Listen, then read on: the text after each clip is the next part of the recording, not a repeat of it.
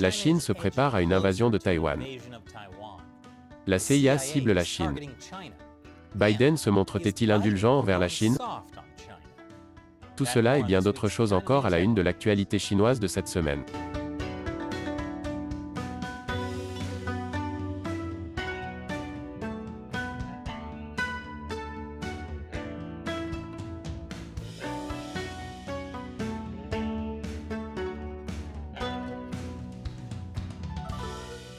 Bienvenue sur Chine non censurée, je suis Chris Chappell. La Chine a actuellement la capacité d'envahir Taïwan.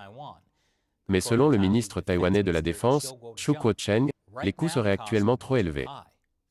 Toutefois, lors d'une audition devant une commission parlementaire cette semaine, il a déclaré, en 2025, Pékin serait en mesure de le faire à coût minimal, et aurait donc la pleine capacité d'organiser une invasion. Ces déclarations font suite à la plus grande incursion soutenue, jamais réalisée par l'armée chinoise près de l'espace aérien de Taïwan. En l'espace de 4 jours, un nombre record d'avions chinois, près de 150 au total, ont traversé la zone d'identification de la défense aérienne de Taïwan. Les remarques de M. Chiu ont été formulées lors de l'examen du plan de dépenses de près de 9 milliards de dollars de Taïwan, visant à produire en masse des missiles et des navires de fabrication locale, au cours des 5 prochaines années. Ce montant s'ajoute au budget militaire de 13 milliards de dollars pour 2022, qui a augmenté en raison de toutes les menaces du Parti communiste. Pendant ce temps, la présidente de Taïwan, Tsai Ing-wen, tente d'obtenir un soutien international. Dans un essai paru dans Foreign Affairs, elle écrit que la chute de Taïwan serait catastrophique. Si Taïwan devait tomber, les conséquences seraient catastrophiques pour la paix régionale et le système d'alliance démocratique. Cela indiquerait que dans le concours mondial de valeurs d'aujourd'hui, l'autoritarisme a le dessus sur la démocratie. Le secrétaire d'État américain Antony Blinken exhorte la Chine à cesser de provoquer Taïwan. Le secrétaire de presse de la Maison-Blanche, Jen Psaki, affirme que les actions de la Chine nuisent à la paix et à la stabilité régionale. Et si Pékin craint quelque chose, ce sont des paroles très sérieuses. Entre-temps, le président Biden a déclaré qu'il avait parlé de Taïwan avec le président chinois Xi Jinping lors de leur appel téléphonique en septembre. J'ai parlé de Taïwan avec Xi. Nous avons convenu de respecter l'accord sur Taïwan, c'est ce que nous souhaitons, et nous lui avons dit clairement que je ne pense pas que Xi doive faire autre chose que de respecter l'accord. Ce à quoi tout le monde a répondu. Attendez, quoi? Parce qu'il n'y a pas d'accord officiel entre Pékin et Washington sur Taïwan. Il n'y a pas d'accord du tout. Alors de quoi Biden parle-t-il? Ce n'est pas la première fois que Biden sème la confusion avec ses déclarations sur Taïwan. En mars dernier, Biden a déclaré que les États-Unis défendraient Taïwan en cas d'invasion. La Maison-Blanche a ensuite dû préciser que les États-Unis n'ont pas de traité de défense avec Taïwan. Alors, qui attend avec impatience que Biden et Xi tiennent un sommet virtuel plus tard dans l'année? Mais dans un développement positif, il s'avère que les troupes américaines sont stationnées à Taïwan depuis au moins un an. Cela signifie que les troupes auraient été envoyées pendant l'administration Trump, la politique étant poursuivie par l'administration Biden. Selon les responsables, environ 2 douzaines de membres des troupes américaines d'opérations spéciales et de soutien effectuent une formation pour de petites unités des forces terrestres de Taïwan. Après la pause, découvrez quels sont les plans de la CIA pour la Chine. Bon retour. La CIA n'a pas eu la meilleure des chances en Chine. Une fuite en 2010 a entraîné la suppression de presque toute l'opération de la CIA en Chine. Littéralement. Maintenant, la CIA se concentre à nouveau sur la Chine avec un nouveau centre de mission. C'est en fait une autre continuité d'un point de vue de l'ère Trump. En 2020, les agences de renseignement ont commencé à dire que la Chine était la plus grande menace pour les États-Unis. Le nouveau centre de mission sur la Chine va apporter plus de ressources pour étudier le pays, et mieux positionner les agents dans le monde entier, pour recueillir des informations et analyser les activités de la Chine. Avec, espérons-le, une réduction du nombre de sources de la CIA assassinées. D'autant plus que cette semaine, un message top secret a révélé que des dizaines d'informateurs de la CIA dans le monde ont été compromis et tués. Vous savez que la CIA est toujours accusée d'être à l'origine de tous les grands événements et complots mondiaux, comme si elle était super compétente.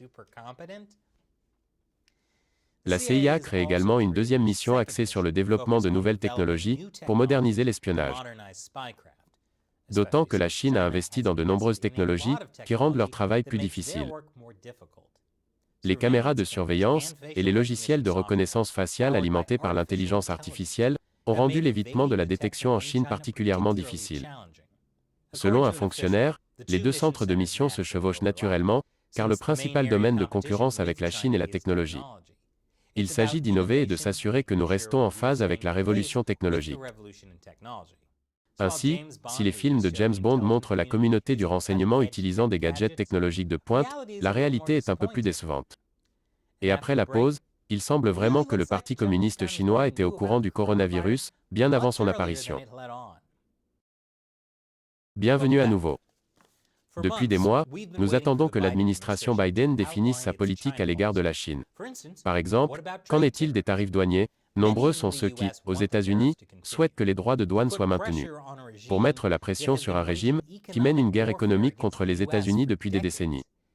Dans le même temps, d'autres souhaitent la suppression des droits de douane, afin de pouvoir recommencer à s'enrichir en faisant des affaires avec la Chine. Et maintenant, il semble que l'administration Biden essaie de jouer sur les deux tableaux. La représentante américaine au commerce, Katherine Tai, a finalement prononcé un discours, marquant la fin d'un examen de 8 mois des politiques commerciales de Trump à l'égard de la Chine. L'administration Biden maintiendra les droits de douane imposés par Trump, sur plus de 350 milliards de dollars de biens chinois, et a averti que des droits supplémentaires ou d'autres restrictions commerciales pourraient suivre, si la Chine ne répond pas aux préoccupations des États-Unis. Toutefois, le discours a également clairement indiqué au président chinois Xi Jinping que l'administration Biden souhaite mettre fin à l'immobilisme des relations commerciales bilatérales en faveur d'un engagement constructif. Qu'est-ce qu'un engagement constructif? Ce que Tai a appelé coexistence durable. Et personne ne sait exactement ce que cela signifie. L'administration Biden ne donne pas de détails. Toutefois, la coexistence durable ne semble pas être la politique que Biden adopterait s'il considérait réellement la Chine comme un régime autoritaire brutal qui mène une guerre ouverte contre les États-Unis. Lorsqu'un camp veut vous détruire, il n'y a pas de coexistence durable. En parlant de la vraie nature du Parti communiste chinois, la Chine a ordonné beaucoup de tests PCR supplémentaires, des mois avant les premiers cas connus de Covid. Plus précisément dans la province de Hubei. Vous savez, là où se trouve Wuhan. L'histoire vient de l'entreprise de recherche Internet 2.0. Il conclut avec une confiance élevée que la pandémie a commencé, bien avant que la Chine n'informe l'OMS de l'existence de Covid-19. Vous pouvez voir que le Hubei a dépensé plus en tests PCR en 2019 que les 2 années précédentes réunies. La Chine dit bien sûr que le rapport est ridicule. Un porte-parole a déclaré « La traçabilité des virus est une question scientifique sérieuse qui doit être traitée par les scientifiques. » Bien entendu, il faut également empêcher les scientifiques de se rendre librement à Wuhan pour étudier l'épicentre de l'épidémie. C'est une question politique sérieuse qui devrait être traitée par les politiciens. Selon une exclusivité de Reuters, une entreprise américaine d'électronique a été surprise en train d'utiliser directement la main-d'œuvre ouïghour. Ce qui est potentiellement problématique, car de nombreux rapports indiquent que les musulmans ouïghours en Chine sont soumis au travail forcé et à la relocalisation forcée. Le fabricant américain de télécommande Universal Electronics Inc. a déclaré à Reuters avoir conclu un accord avec les autorités du Xinjiang pour transporter des centaines de travailleurs ouïghours vers son usine de Qinzhou, dans le sud de la Chine. Pour vous donner une idée de la distance, les travailleurs ont été transférés de Hotan, dans le Xinjiang, à Qinzhou, dans la province du Guangxi. C'est important, car la société américaine était directement impliquée.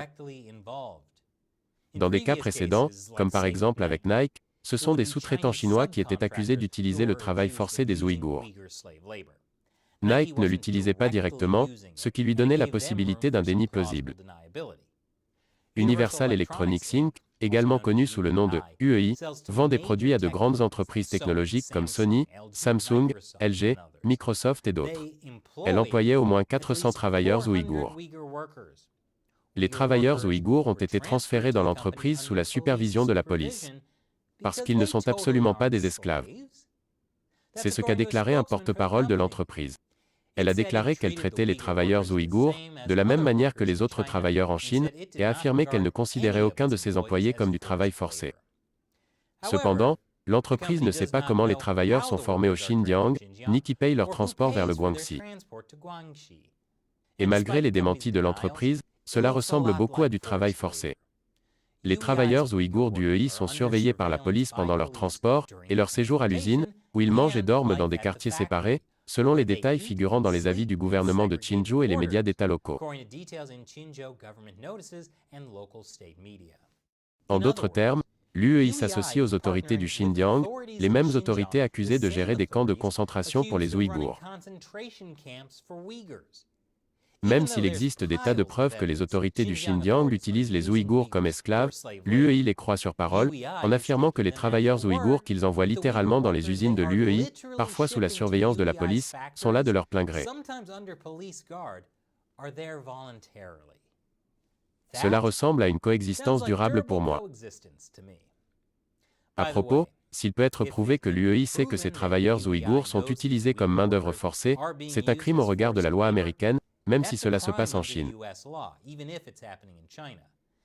Y a-t-il des dénonciateurs de l'UEI prêts à se manifester?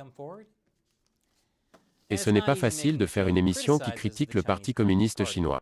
Nous subissons de nombreuses démonétisations et la censure de YouTube et Google, et peu d'annonceurs sont assez courageux pour travailler avec nous. Nous comptons donc sur le soutien de téléspectateurs comme vous, qui veulent se joindre à nous pour exposer le Parti communiste chinois au monde, en contribuant sur les sites de financement participatif Patreon ou Locals. Pour les remercier, ceux que j'appelle l'armée de 50 centimes de Chine non censurée, je réponds à leurs questions dans l'émission. La question d'aujourd'hui vient de Joe Lounsbury. Pourquoi Taïwan devrait-elle éviter de devenir un État doté de l'arme nucléaire? Je suppose que s'il suivait la voie israélienne de l'ambiguïté nucléaire, il pourrait dissuader une attaque tout en évitant les sanctions. C'est une bonne question. En fait, je ne suis pas sûr que Taïwan doive éviter de devenir un État doté de l'arme nucléaire. Ce serait une dissuasion impressionnante en cas d'invasion chinoise, et cela pourrait même contribuer à empêcher une guerre. J'ai réalisé une interview avec l'un des principaux experts de Taïwan sur la question de l'armement nucléaire de Taïwan. Allez voir, c'est très instructif. Mais une autre option est que les États-Unis pourraient stationner des armes nucléaires à Taïwan. Ils l'ont fait pendant la guerre froide dans le cadre du United States Taiwan Defense Command. Mais dans le cadre du transfert de la reconnaissance officielle de Taïwan par les États-Unis vers la République populaire de Chine, ces armes ont été retirées. Il n'y a aucune raison qu'ils ne puissent pas revenir, à moins que cela ne fasse obstacle à une coexistence durable. Merci pour votre question et votre soutien, Joe. Et si vous souhaitez nous rejoindre dans la lutte pour exposer le Parti communiste chinois au monde entier, vous pouvez nous aider en likant et en partageant cette vidéo, ou vous pouvez rejoindre l'armée de 50 centimes de Chine non censurée sur patreon.com/ChinaUncensored ou ChinaUncensored.locals.com. Vous bénéficiez de différents avantages avec chacun d'eux, alors vérifiez-les. Encore une fois, je suis Chris Chappell, à la prochaine fois.